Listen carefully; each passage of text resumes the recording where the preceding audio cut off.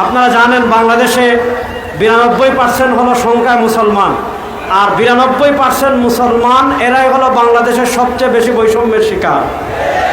আপনারা দেখেছেন আমাদের দেশে, আমরা যদি ঢাকা ভার্সিটির কথা বলি, ঢাকা ভার্সিটিতে আপনারা দেখেছেন গত রমাদানুল মুবারকে প্রকাশ্যে কোরআন শরীফ তিলাওয়াতের মাহফিলের আয়োজন করতে দেয় নাই, প্রকাশ্যে ইফতার মাহফিলের আয়োজন করতে দেয় নাই। আমরা দেখেছেন শিক্ষা খাতে মুসলমানরা বৈষম্যের শিকার। আজকে হিন্দু অন্যান্য ধর্মাবলম্বীরা যেভাবে সহজে শিক্ষা লাভ করতে পারে, কোনো মুসলমান নারী, মুসলমান মেয়ে হিজাব পরে দেখা যায় বিভিন্ন ভার্সিটিতে তারা শিক্ষা লাভ করতে পারে না। কোনো মুসলমান সন্তান দাড়ি রেখে বিভিন্ন সরকারি চাকরি করতে পারে না। মুসলমানরা দাড়ি রেখে সেনাবাহিনীতে অংশগ্রহণ করতে পারে না। মুসলমানরা দাড়ি রেখে পুলিশে চাকরি করতে পারে না। এই ধরনের বৈষম্য বাংলাদেশের মানুষ আর দেখতে চায় না।